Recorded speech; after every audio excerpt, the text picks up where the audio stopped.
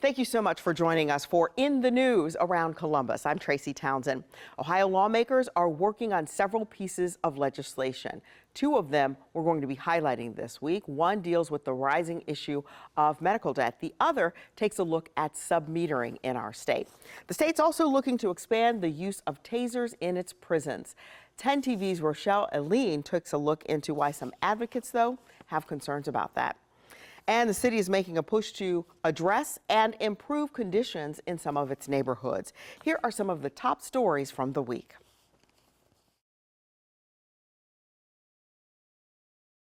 No one ever plans on getting sick. And because of that, lawmakers say this new legislation will create permanent protection for Ohioans at their most vulnerable. But in 2010, cancer diagnosis was nowhere in our medical budget. Sleepless nights, counting bills made Rachel Doan's life a living nightmare while her son Luke battled cancer. There was always that black cloud of, what if I don't make payments, what happens? Her medical debt crippling.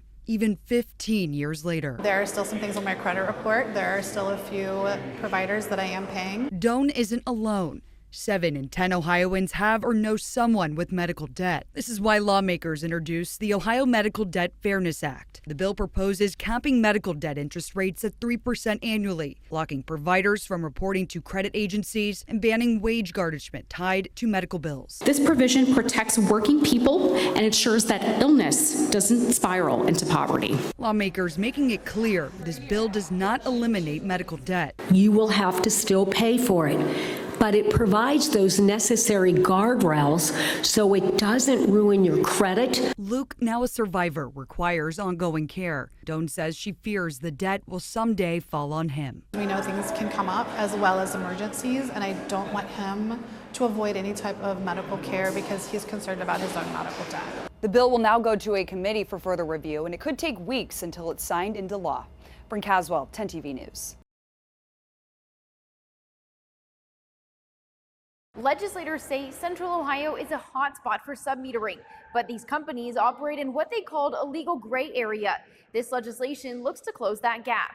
They're a third party. You have to go through other avenues in order, so there's nothing we can do. David Denegri has done his research about submetering companies after realizing he paid his electric bills to one a few years back. When I got the first bill, because I was expecting to get AEP, and it wasn't. It was APL. It sounds similar, doesn't it?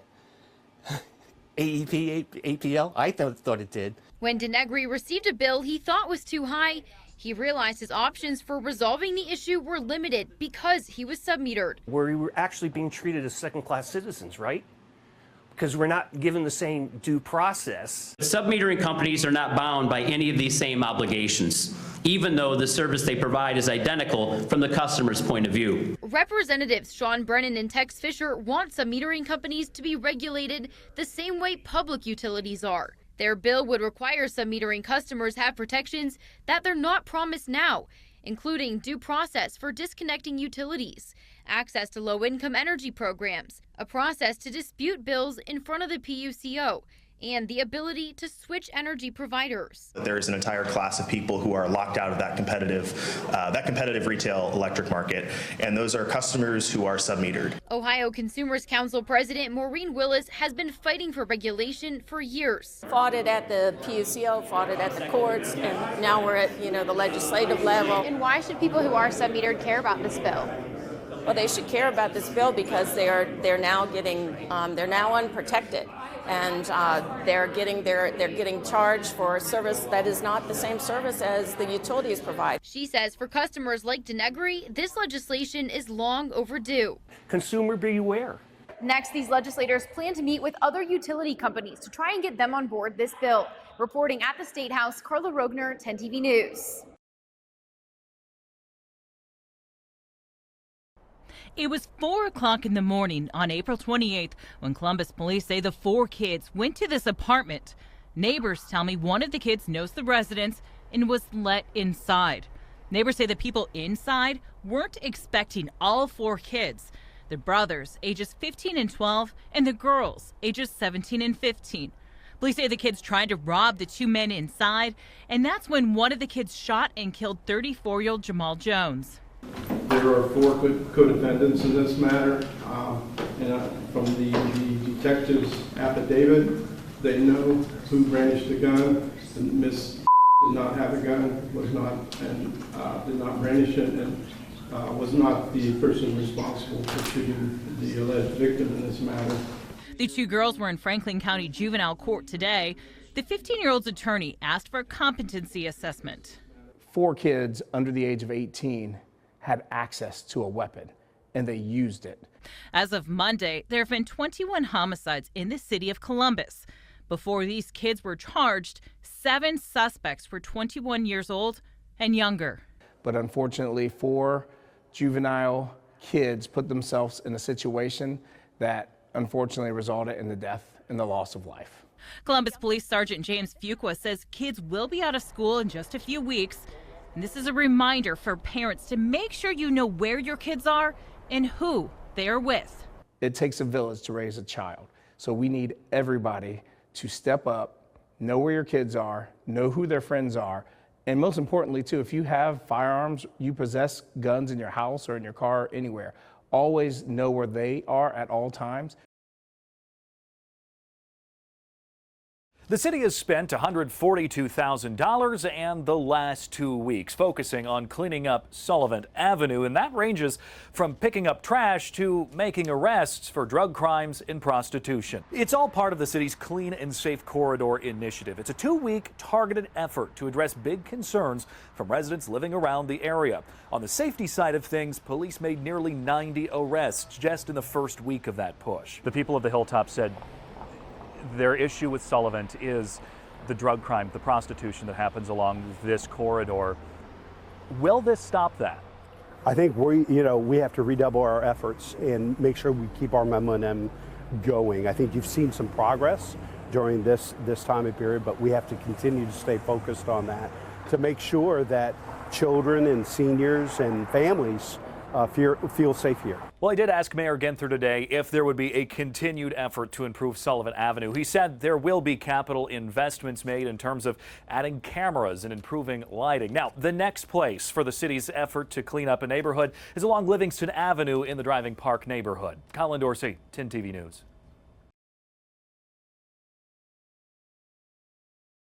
The signs of change at Nationwide Children's Hospital are evident from an elevated view. We're seeing over on the green section with orange, that's part of the garage. That's where they're going to lay concrete, and where there is a kind of a crinkly surface that's plastic on top of the first pour. And Patty McClyman, who's leading the project, told me the mission here is more than just a remodel and expansion. We don't build buildings to build buildings. We build buildings to provide the highest quality patient care and get the best outcomes for the child. In fact, the new Nationwide Children's Hospital acute tower will be for the sickest patients. The timing of completion in 2028 is critical.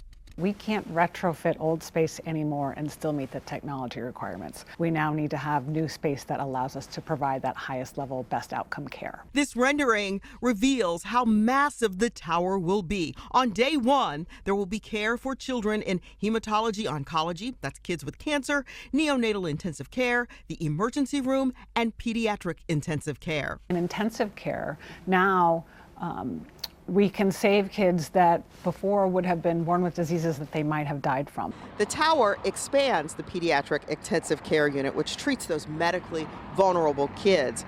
From 54 PICU beds to more than 70 with extra space for families. And when you consider how essential that is, once you remember that children come here from all around the world for specialized care. The history is here, as a group of Central Ohio women established what was then called Children's Hospital in the late 1800s. Administration points to a transformational milestone in 2006 with a $50 million gift from the Nationwide Foundation, which inspired the hospital trustees to change the name to Nationwide Children's Hospital. The hospital's evolution continued with the groundbreaking and multi-million-dollar investments, including the behavioral health pavilion. Are you seeing more patients? We absolutely are seeing more patients. So we're seeing more patients for a couple of different reasons. The first is that Columbus is booming. And the hospital system is branching out from the main campus to Central Ohio suburbs, including Grove City and New Albany. Hospital leaders say it is about following families to ensure children get the right level of care as close to home as possible. I can imagine that families really appreciate that. They know that children are not small adults and that they need the specialty care of someone who understands how a child is growing, how their mind is developing, and what is typical development for the child. Tracy Townsend, 10 TV News.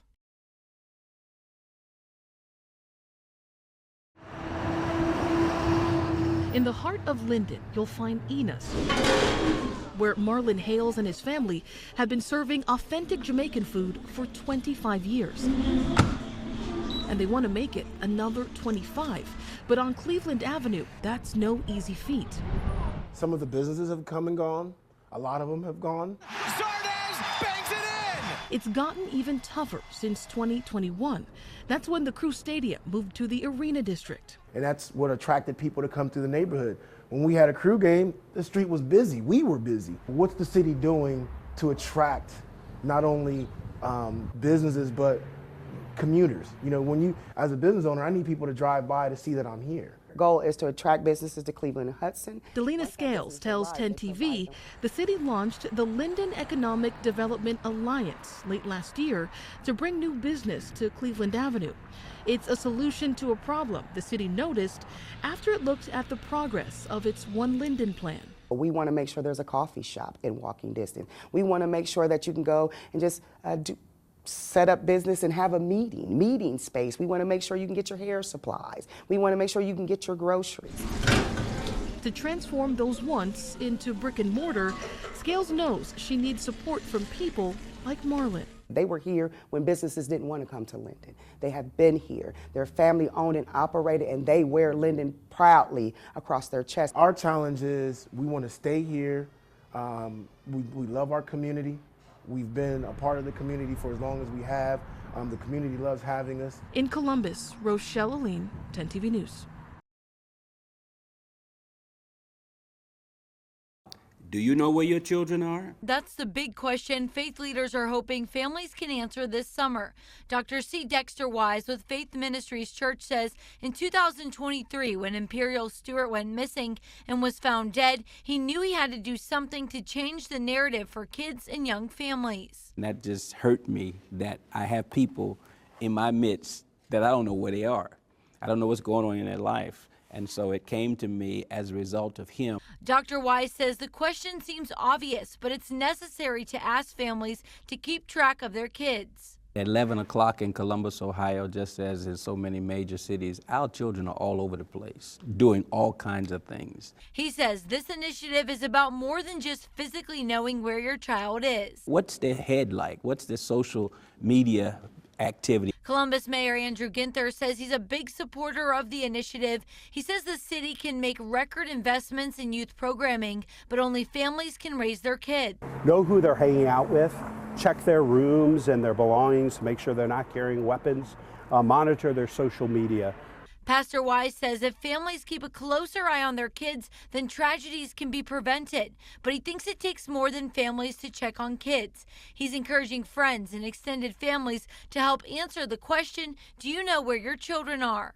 Our community has to have some kind of eyes on our children so that we can be able to help steer them in the right direction. Welcome to committee. $5.4 billion.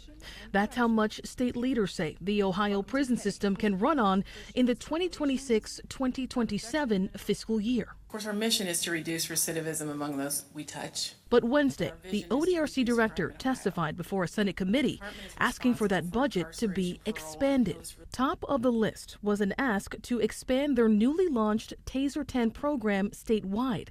And it came less than 48 hours after that program kicked off at a prison near Youngstown.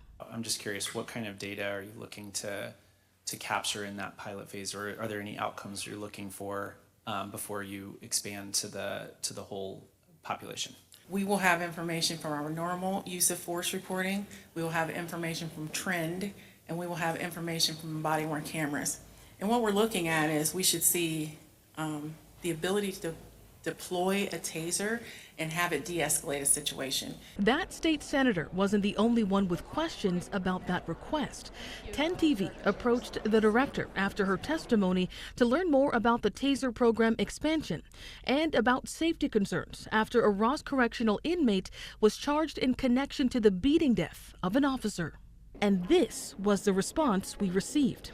Director Chambers-Smith, this is Rochelle with 10 TV. Do you have just a couple minutes? Over and over, she asked that we make an appointment to speak with her and told us she was running late for an appointment herself. I know, but we're literally right here. These are pressing questions we have been trying to answer since Christmas. She claimed she would make herself available. And you will sit down and talk to us?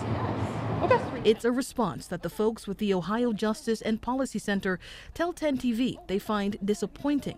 At the very least, Ohio lawmakers should not fund an expansion that the director has not proved will improve safety conditions or rehabilitative conditions in Ohio prisons. And they add that they have serious concerns when it comes to the transparency surrounding that taser program. We haven't seen the training materials. That is really consequential. The devil is in the details.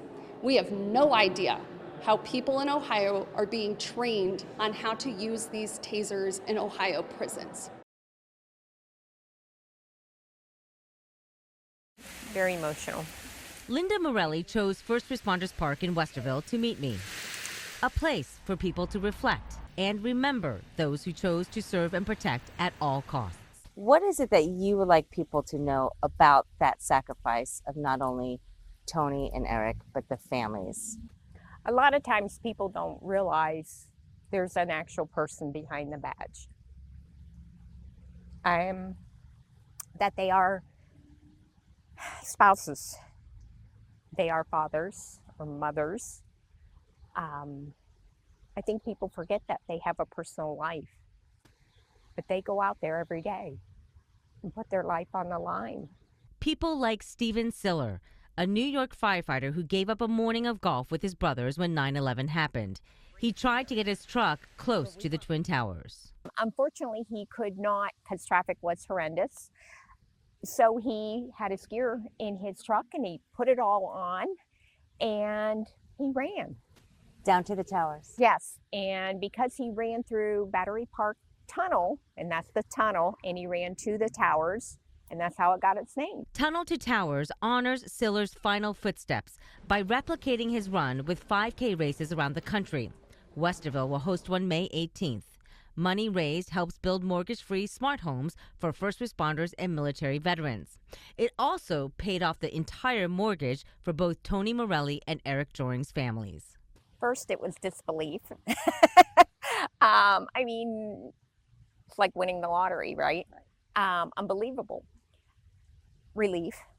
I mean, it's such a big thought in your head. How am I going to continue? That's your partner. Not just a husband, a father. It was relief. It took away a big burden. And that is why Linda, along with Jamie Joring, are leading the effort to get as many people signed up for the Tunnel to Towers 5K, helping strangers in their time of grief and need. Because that, she says, is the life of a first responder family. Tunnel to Towers has a saying, while we can, let us do good. And I truly, truly believe that. I just want to give back and help other people.